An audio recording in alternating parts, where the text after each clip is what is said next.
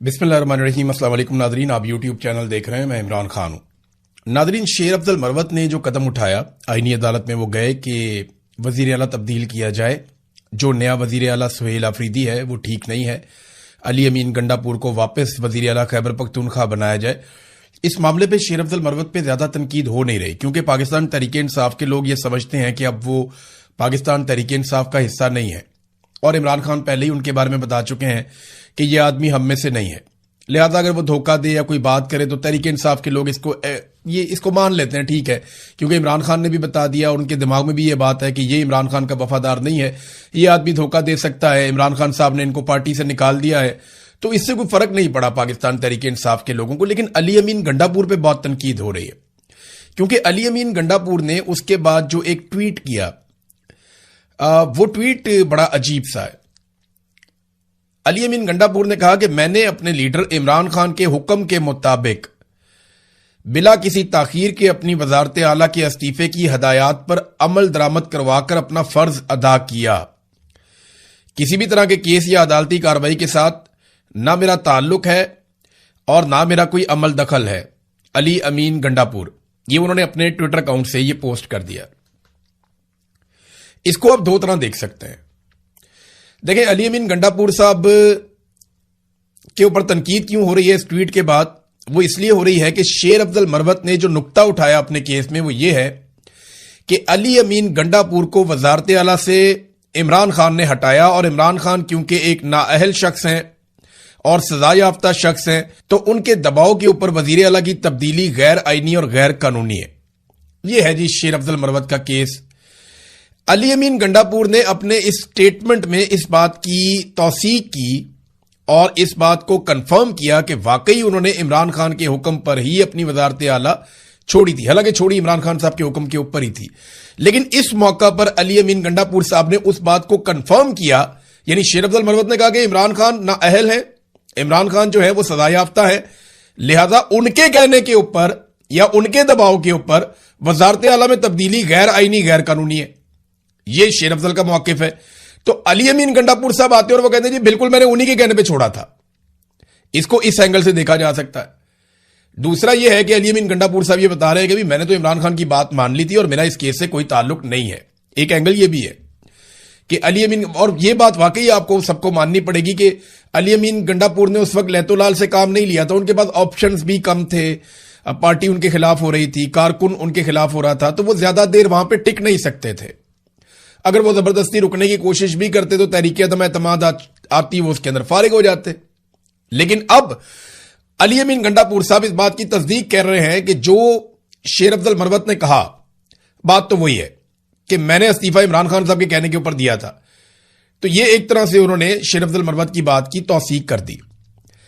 अब यहां अली अमीन गंडापुर साहब ये भी कह सकते थे कि जी ये दरखास्त वापस ली जाए। देखें ना, आप ये वीडियो देखें, जो ताल्लुक शेर अफजल मरवत और अली अमीन गंडापुर का स्टेज पे नजर आ रहा है, जैसे जफ्फियां डाल रहे हैं, मिलकर हाथ उठा रहे हैं, और जिस तरीके से ये अपनी मकबूलियत शो कर रहे हैं, हालांकि उस वक्त दोनों अवाम में मकबूल नहीं थे।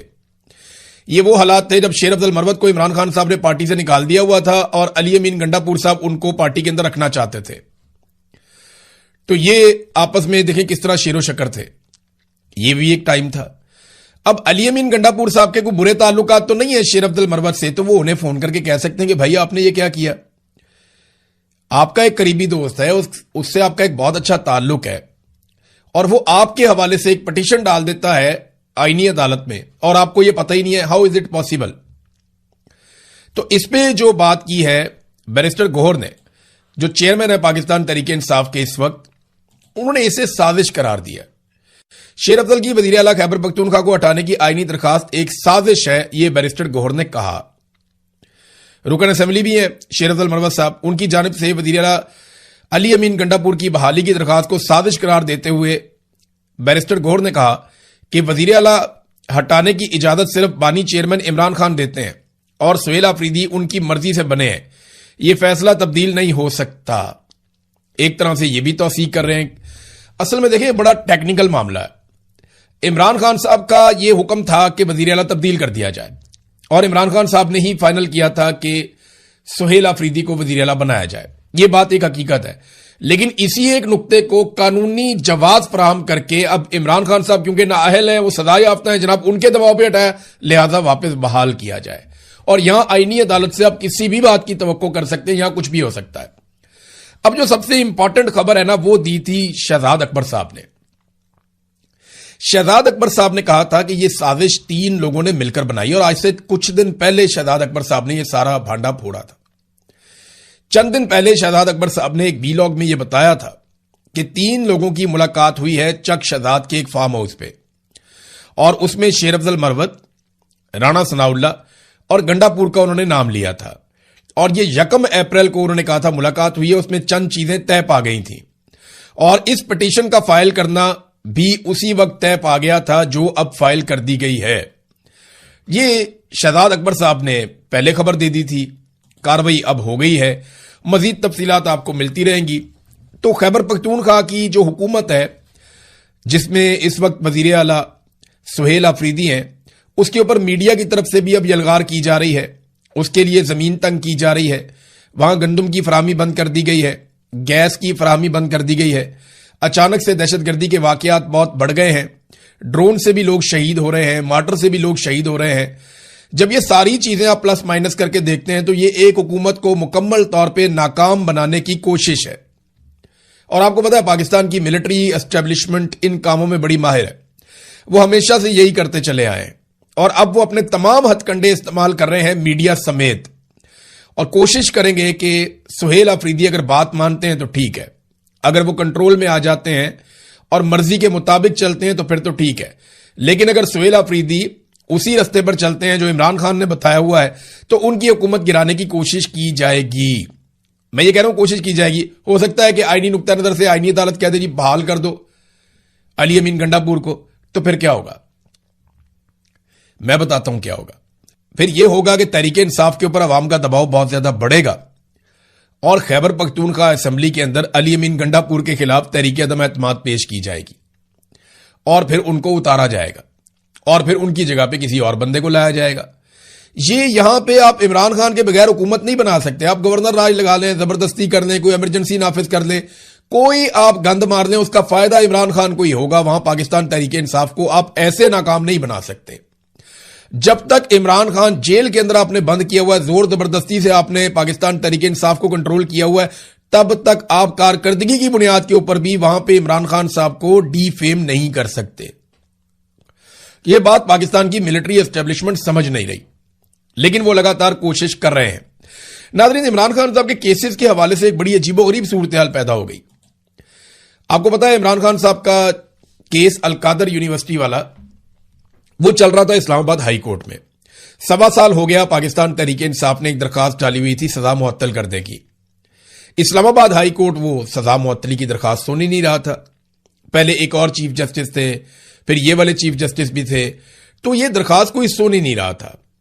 1.25 سال سے نہیں سنی، لیکن ایک دم درخواست آتی ہے جناب کہ آپ اپیل سن لیں سزا کے خلاف، تو انہوں نے کہا جی ہم سزا کے خلاف جو اپیل والا کیس ہے وہ سن لیتے ہیں، جو سزا معطلی والا اس کو ہم برخاست کر دیتے ہیں، اس کو فارغ کر دیا۔ وہ درخواست ہی مسترد کر دی جہاں پہ عمران خان صاحب کی سزا معطلی ہونی تھی۔ اب اس فیصلے کے خلاف عمران خان صاحب کے وکلا نے کہا جی ہم اپیل کرنا چاہتے ہیں۔ اب یہ ان کا حق بھی ہے کہ ہائی کورٹ نے ایک فیصلہ دیا ہے، اس فیصلے کے خلاف ہائی کورٹ میں یا سپریم کورٹ میں جہاں وہ چاہیں وہ اپیل دائر کر سکتے ہیں، لیکن اپیل دائر کرنے کے لیے انہیں جانا پڑے گا عمران خان صاحب کے پاس، اور وکالت نامے پہ دستخط کر کے عمران خان صاحب سے اجازت لے کر آنا پڑے گا۔ اب وہ بار بار بتاتے ہیں عدالت میں کہ جناب اپیل دائر کرنی ہے آپ کے فیصلے کے خلاف، لہذا مہربانی کریں عمران خان صاحب سے وکالت نامے پہ دستخط کروانے دیں، تو وہاں جج صاحب یہ کہتے ہیں کہ نہیں وہ آپ کا اپنا مسئلہ ہے، ہمارا مسئلہ نہیں ہے۔ جہاں پاکستان تحریک انصاف عمران خان صاحب کے خلاف ہونے والے ایک فیصلے کے خلاف اپیل میں جانا چاہتی ہے، وہاں پہ جج صاحب کہتے ہیں کہ جناب وکالت نامے پہ دستخط کرانا آپ کا اپنا مسئلہ ہے۔ اور اب جج صاحب نے ایک اور فیصلہ جاری کر دیا ہے جہاں وہ اب سزا سنانا چاہتے ہیں عمران خان صاحب کو۔ تو یہ جناب اب القادر والا کیس ہے، حیران کن صورتحال ہے، اس کو بہت سارے جرنلسٹ انہوں نے رپورٹ کیا، لیکن احتشام کیانی صاحب نے بہت شاندار رپورٹ کیا۔ عمران خان اور بشرا بی بی کے وکیل سلمان اکرم راجہ نے اسلام آباد ہائی کورٹ کے چیف جسٹس سرفراز ڈوگر کی سربراہی میں ڈویژن بینچ کو بار بار بتایا کہ عمران خان اور بشرا بی بی کی سزا معطلی کی درخواستیں مسترد کر کے اپیلیں سننے کے فیصلے کے متاثرہ ہیں اور اپیل دائر کرنا چاہتے ہیں کہ جناب آپ نے یہ کیا فیصلہ دیا آپ نے، جو قیدی کا بنیادی حق ہے. لیکن سپرنٹینڈنٹ اڈیالہ جیل اپیل کے لیے وکالت نامے پر دستخط کروا کر نہیں دے رہا. لیکن چیف جسٹس سرفراز ڈوگر نے اس پر کوئی دلچسپی نہیں کی اور جب آرڈر لکھوایا تو سپرنٹینڈنٹ اڈیالہ جیل کو یہ کہا کہ یہ جو میرا والا کیس ہے نا، جس میں سزا دوبارہ دینا چاہتا ہوں، اس میں آپ وکالت نامے پہ دستخط کروا دیں. اندازہ کریں، ایک ہی جج ہے، ایک ہی عدالت ہے، اسی عدالت میں کیسز لگے ہوئے ہیں. وکیل کہتا ہے جناب یہ والا جو کیس ہے اس میں میں عمران خان کے وکالت نامے پہ دستخط کروانا چاہتا ہوں. جج کہتا ہے نہیں، میرا مسئلہ نہیں ہے یہ. وہ وکیل کہتا ہے جناب آپ اجازت دیں میں وکالت نامے پہ دستخط کروا کے لے آؤں، میں اپیل کرنا چاہتا ہوں. جج کہتا ہے نہیں، میرا مسئلہ نہیں ہے.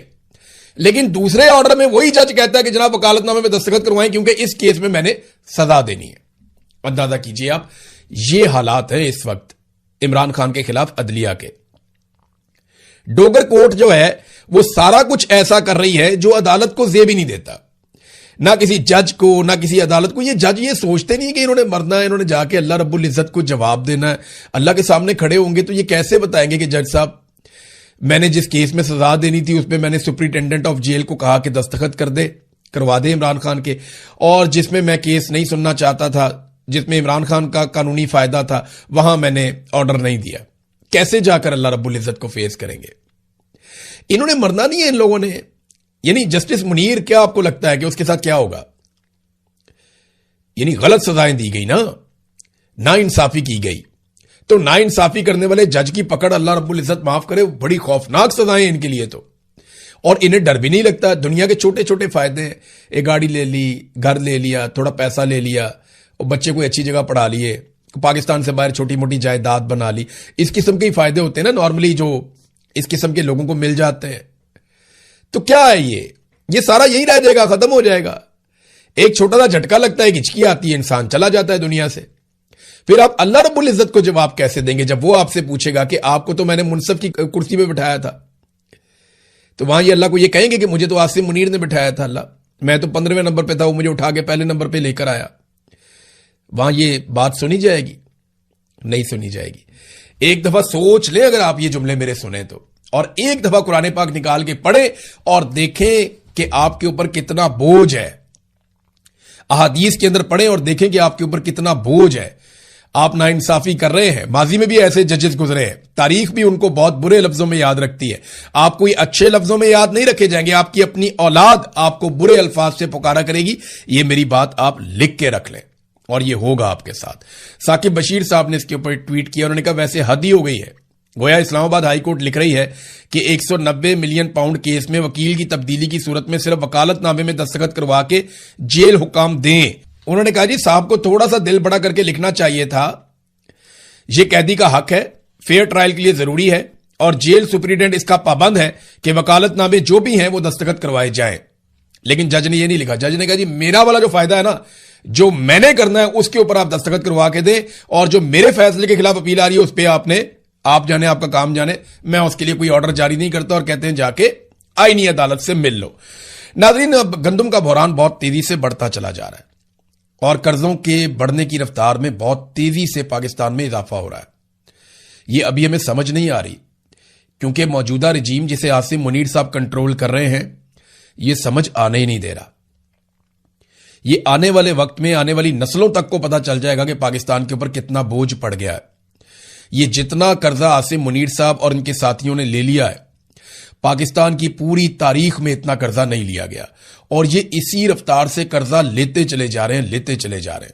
انہوں نے زیرو بانڈ جاری کیے، انہوں نے لگ بھگ 80 ارب روپے لیا، اور پاکستانیوں کو 550 ارب دینا پڑے گا 15 سال کے بعد. ناظرین، انہوں نے وہ کر دیا پاکستان کی معیشت کے ساتھ کہ کوئی بہت بڑا معیشت دان بھی آ جائے نا، وہ پاکستان کے اندر پاکستانی عوام قربانی بھی دے تو 10-15 سال سے پہلے پاکستان اس شکنجے میں سے نہیں نکل سکتا جو انہوں نے پاکستان کے ساتھ کر دیا.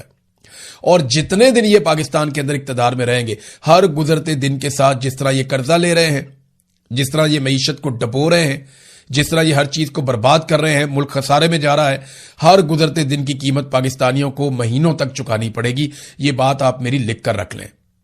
اکانومی پر بات ہونے ہی نہیں دے رہی ہے. میڈیا کے اندر انہوں نے ڈرامہ لگایا ہوتا ہے کہ پی ٹی آئی کے اختلافات کے اوپر کر لو پروگرام، फलाने के स्टेटमेंट के ऊपर कर लो प्रोग्राम, जनाब मरवत ने ये कर दिया इसके ऊपर प्रोग्राम कर लो, उस पर कर लो। भाई असल काम ये है, पाकिस्तान की इकॉनमी बर्बाद हो गई, आम आदमी रुल गया पाकिस्तान का, गुर्बत और महंगाई की शरह रिकॉर्ड इजाफे के साथ बढ़ गई है, पाकिस्तान में बेरोजगारी की शरह बहुत ज्यादा बढ़ गई है, नौजवान बेरोजगार फिर रहे हैं, उनके पास काम करने के लिए नहीं है, और हर उम्मीद नौजवानों से छीन ली गई है, सरमाया पाकिस्तान से बाहर निकल रहा है, बाहर से कोई आदमी पैसा पाकिस्तान में लाने के लिए तैयार नहीं है। और आज पाकिस्तान का मीडिया अवाम के सामने माइक लेकर भी नहीं जा रहा कि अवाम से पूछा जाए कि जनाब क्या सूरत हाल है, आपके ऊपर क्या गुजर रही है। कुछ भी नहीं हो रहा ऐसा, ये इंतहाई अफसोसनाक सूरत हाल है। आसिम मुनीर साहब अब ईरान जाएंगे। दो खबरें ऐसे आई हैं कि शायद ये दौरा मुलतवी हो सकता है, लेकिन ज्यादा खबरें यही हैं कि आसिम मुनीर साहब ईरान के दौरे पर जाएंगे। जाना तो उन्हें है, थोड़ा बहुत ऊपर नीचे हो सकता है, और कोशिश यही है कि ईरान और अमेरिका किसी ऐसे नतीजे पर पहुंच जाए जहां पे यूरेनियम का मसला और आबनाए हुर्मुज का मसला हल हो जाए, और ईरान जो चाहता है उसमें कुछ चीजें ईरान को मिल जाएं और डोनाल्ड ट्रंप को फेस सेविंग मिले ताकि दुनिया की जान छूटे इस लड़ाई से। उधर प्यूटन ने कुछ चीजें बताई हैं प्रेसिडेंट शी को, क्योंकि आपको पता है कि प्यूटन इस वक्त दौरे पर हैं चाइना के, और वहां उनकी मुलाकात हुई है प्रेसिडेंट शी के साथ। तो उन्होंने बताया कि कुछ चीजें तय पा गई थी और कुछ मामला हल होने के करीब पहुंच गए थे, और ईरान की जो यूरेनियम का मामला है उस पर अमेरिका बहुत परेशान है और उसका हल एक निकाल लिया गया था। रूसी सदर ने चीनी सदर को यह बताया, और ये जो स्टेटमेंट है ये रूसी सरकारी दफ्तर क्रेमलिन से यह स्टेटमेंट जारी किया गया है कि सदर प्यूटन ने शी जिनपिंग को एक बार फिर तजवीज दी कि रूस ईरान की यूरेनियम को अपनी सरजमीन पर मुंतकिल करके महफूज रखने के लिए तैयार है। उन्होंने बताया कि रूस ऐसा सिर्फ इसलिए करना चाहता है ताकि ईरान, अमेरिका और इसराइल के दरमियान जो कशीदगी है वो कम की जा सके और खित्ते में अमन आ जाए। सदर प्यूटन ने कहा था कि इब्तदाई तौर पर तमाम फरीक इस फार्मूले पर मुत्तफिक हो गए थे, यानी अमेरिका, इसराइल और ईरान सब मान गए थे कि ठीक है यूरेनियम अगर चली जाती है रूस में तो इससे सब मुत्तफिक हो जाएंगे। लेकिन बाद में अमेरिका ने मौक़िफ़ सख्त करते हुए मुतालबा किया कि यूरेनियम रूस जाने की बजाय अमेरिका की निगरानी में उसे मुंतकिल किया जाए और अमेरिका के पास मुंतकिल हो जाएगी। उसके बाद ईरान ने भी अपना मौक़िफ़ बदल लिया। अब रशिया ये कहता है कि हम दोबारा से ईरान को कायल करने की कोशिश कर सकते हैं अगर अमेरिका इस बात के ऊपर आमादा हो जाता है तो। इसराइल की खैर है, अमेरिका आमादा हो गया तो बात खत्म। इसराइल तो 1.5-2 घंटे की खुराक है ईरान की, अगर वो नहीं मानेगा तो ईरान खुद ही उसको मना लेगा। लेकिन असल मामला यह है कि अमेरिका इस बात को मान ले। तो रूसी सदर ने कहा जी पहले इस चीज के ऊपर ये लोग मुत्तफिक हो गए थे, लेकिन उसके बाद दोबारा से बिगड़ गए। अब एक और खबर आ रही है इसी यूरेनियम के हवाले से, और वो सुप्रीम लीडर के हवाले से है।